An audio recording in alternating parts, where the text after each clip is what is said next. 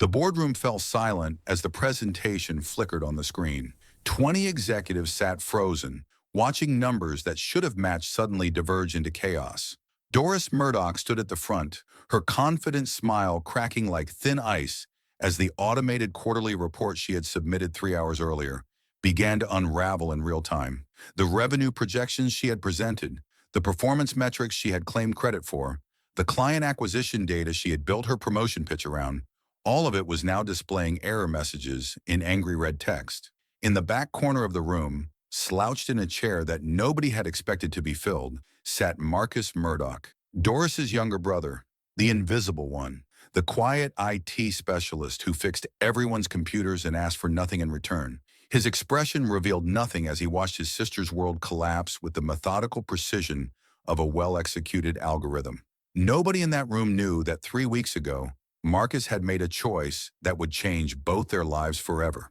To understand how Marcus Murdoch ended up orchestrating his own sister's professional destruction, we need to go back 6 months to a time when he still believed family loyalty meant something. But first, please help us grow by subscribing to the channel. Thanks a lot for your help. We deeply appreciate it. Marcus was 28 years old, 5 feet 9 inches tall, with the kind of thin build that came from forgetting to eat when deep in code. He wore the same rotation of 5 button-down shirts and 2 pairs of khaki pants, and could disappear into a room full of people without anyone noticing he had entered. His co-workers at Meridian Technologies knew him as the guy who fixed their email problems and never complained about being interrupted during lunch. Doris was different. 32 years old, always dressed in sharp blazers and designer heels, with the kind of confident presence that made people listen when she spoke.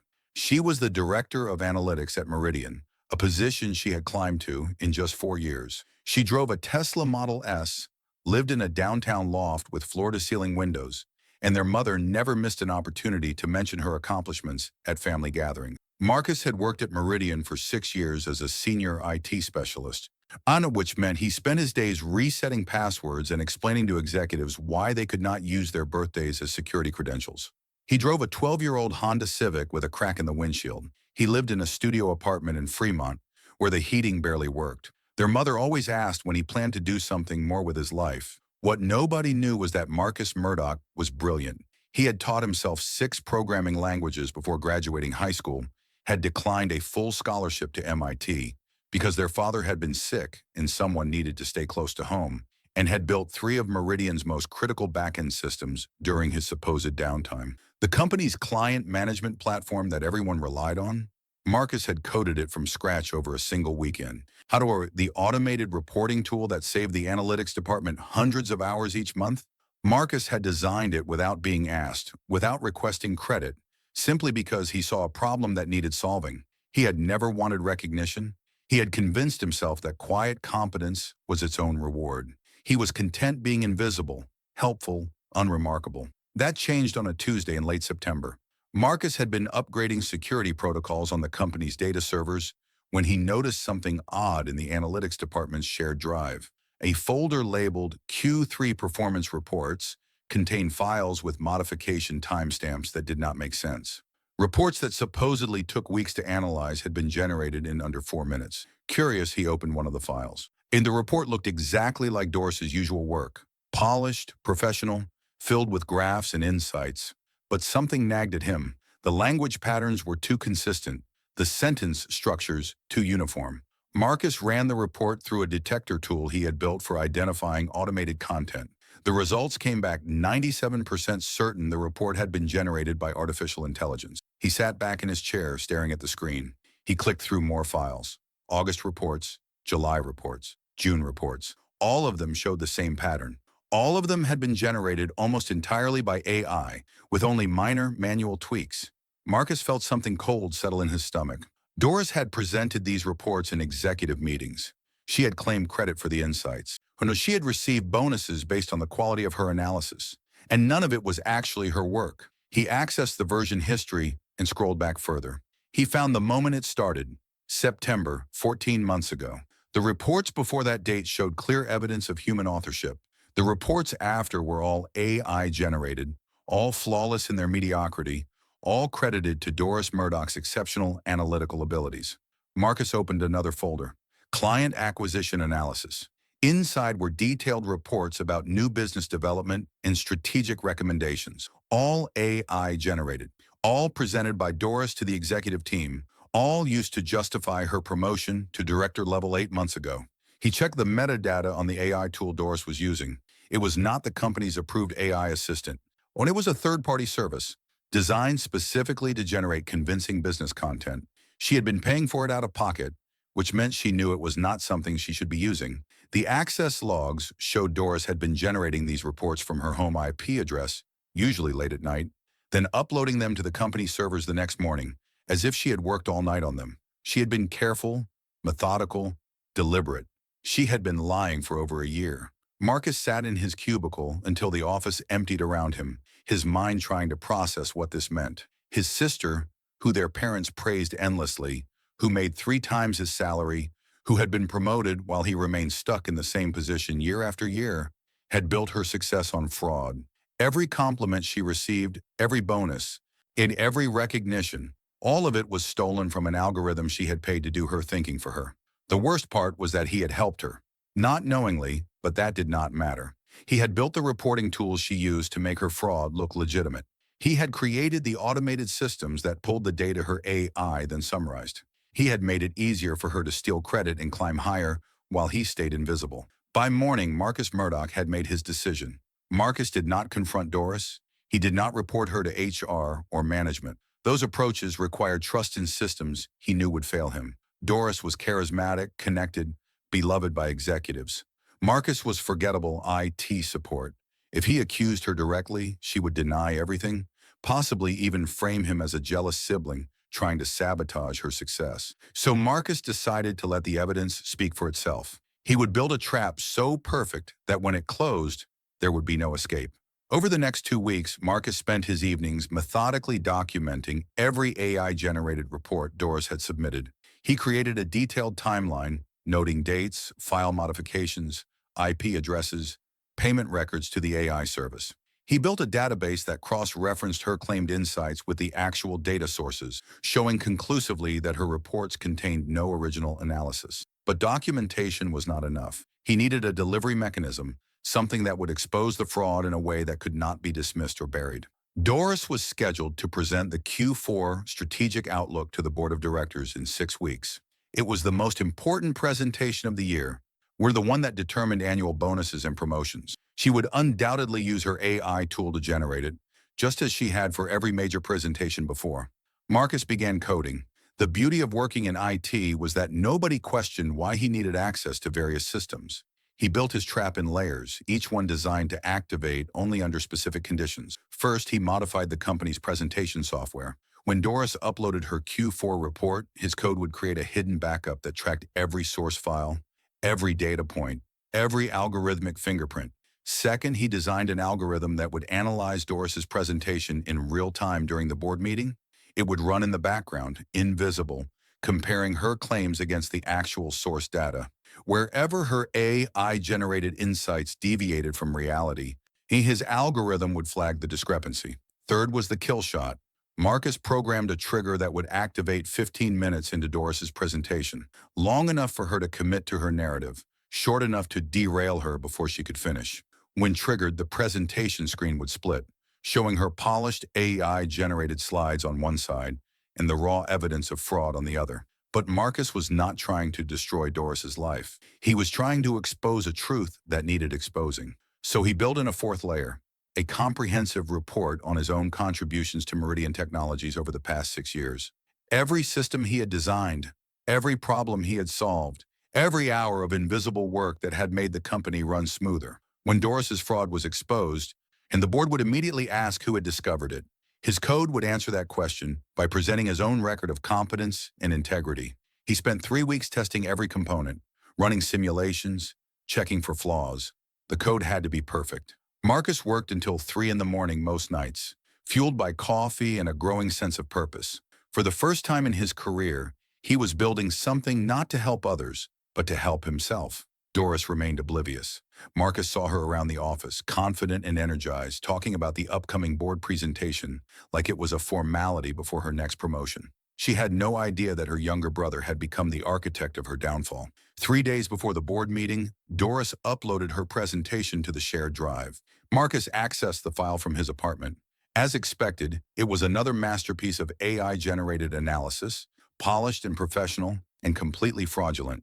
She had even paid for the premium version of the AI service. Marcus ran the file through his detection algorithms. 98% AI generated. Only 2% showed evidence of human editing. He activated his trap. The code embedded itself in the presentation file, invisible and waiting.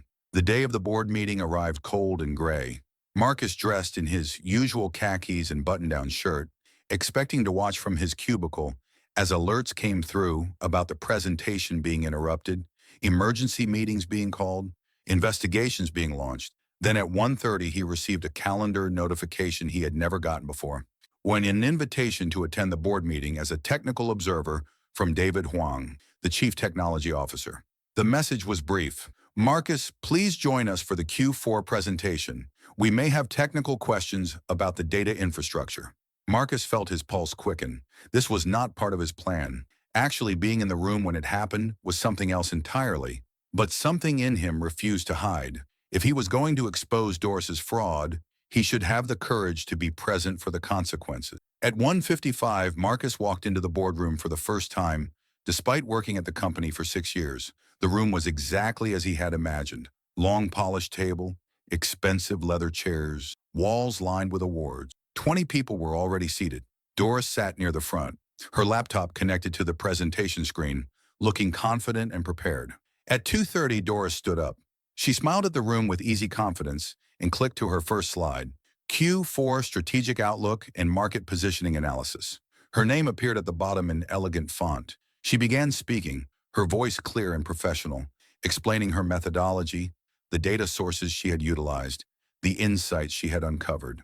Everything sounded authoritative, well-researched, impressive. If Marcus had not known the truth, he would have been convinced. 5 minutes in, Doris was discussing revenue projections. 10 minutes in, competitor positioning. 12 minutes in, strategic recommendations. The board members were nodding, taking notes.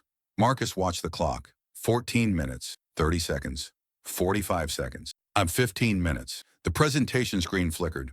A thin red border appeared around Doris's slide. Then the screen split vertically down the middle. Doris's polished slide stayed on the left side. On the right side, a new display appeared. Doris stopped mid-sentence, staring at the screen. The right side was showing a line-by-line analysis of her presentation, with highlighted sections marked AI generated in red text. Next to each claim she had made, the analysis showed the actual source, not Doris's research, but output from an AI service. The room fell silent. Doris's face went pale.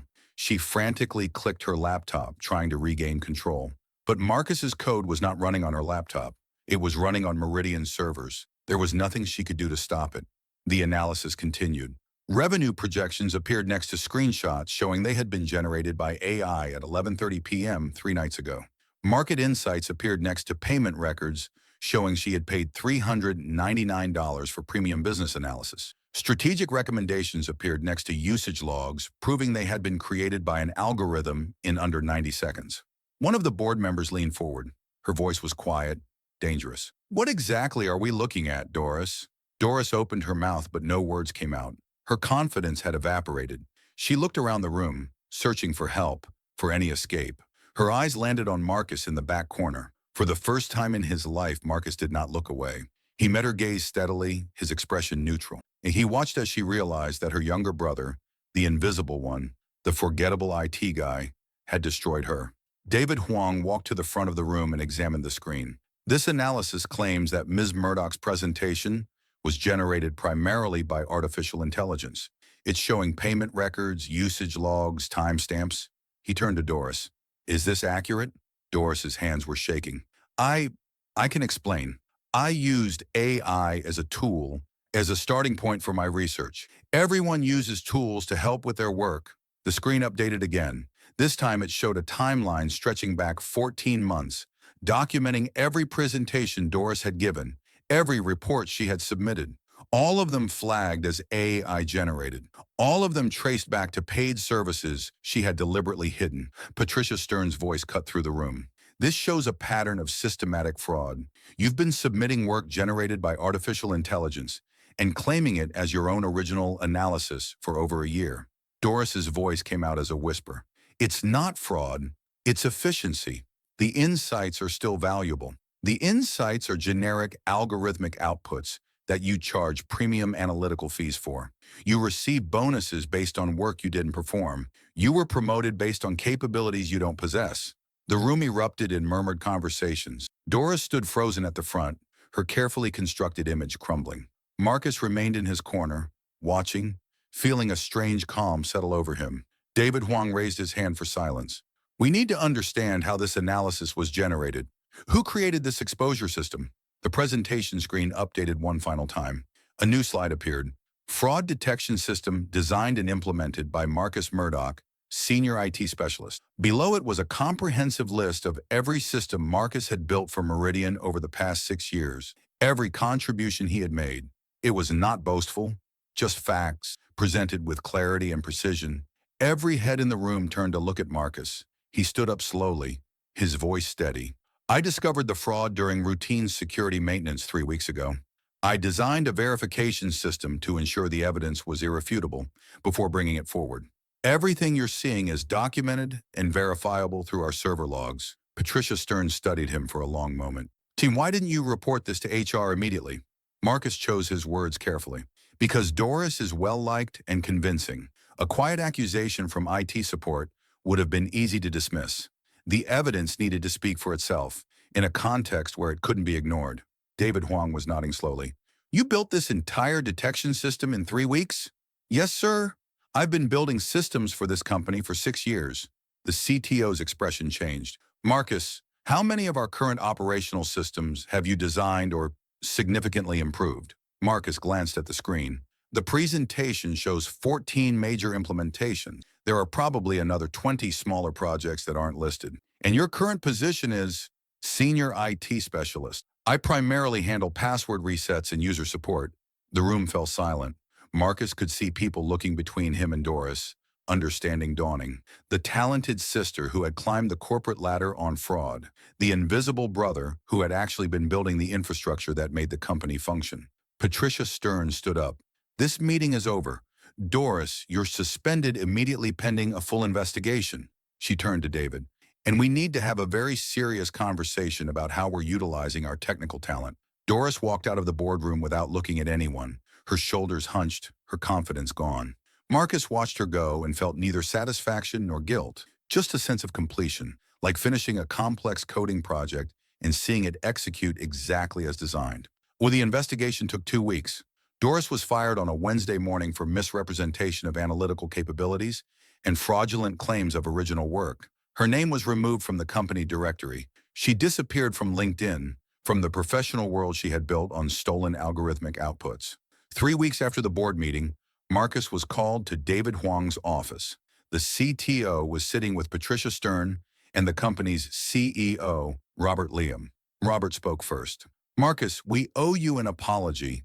You've been doing director-level work at specialist-level compensation for years. That changes today. They offered him a position as Director of Infrastructure and Security, reporting directly to David. The salary was $220,000 a year, plus equity, plus bonuses. Why, it was more money than Marcus had ever imagined making. More importantly, it was recognition that his work mattered, that his contributions had value. Marcus accepted quietly, professionally, without dramatic celebration. It was what he had earned, what he had always deserved. 6 months later, Marcus Murdoch sat in his new office, a real office with a door and a window overlooking the bay, reviewing proposals for the company's next-generation data infrastructure. He had a team of 8 engineers reporting to him. He drove a new electric vehicle. He had moved to a 2-bedroom apartment in Oakland with actual heating and a view of Lake Merritt. His work was no longer invisible. When he designed a new system, his name appeared in the documentation. When he solved a critical problem, executives thanked him publicly. And when the company landed major clients because their technical infrastructure impressed during demos, Marcus received bonuses that reflected the value he had created. Marcus had learned something important during those weeks of building his trap. Invisibility was a choice, not a curse. He had made himself small because it felt safe, because he had convinced himself that quiet competence was enough. But competence without recognition was just exploitation in disguise. The trap he had built for Doris had been elegant and effective, but it had also been necessary, not just out of revenge, though revenge had certainly played a role, necessary because some truths only emerged when forced into the light. Doris had built her success on fraud, and that fraud had poisoned everything it touched. The algorithm had spoken. The evidence had been irrefutable. And Marcus Murdoch, for the first time in his professional life, was exactly where he deserved to be: visible. Do you enjoy stories like this? Please subscribe to the channel for more.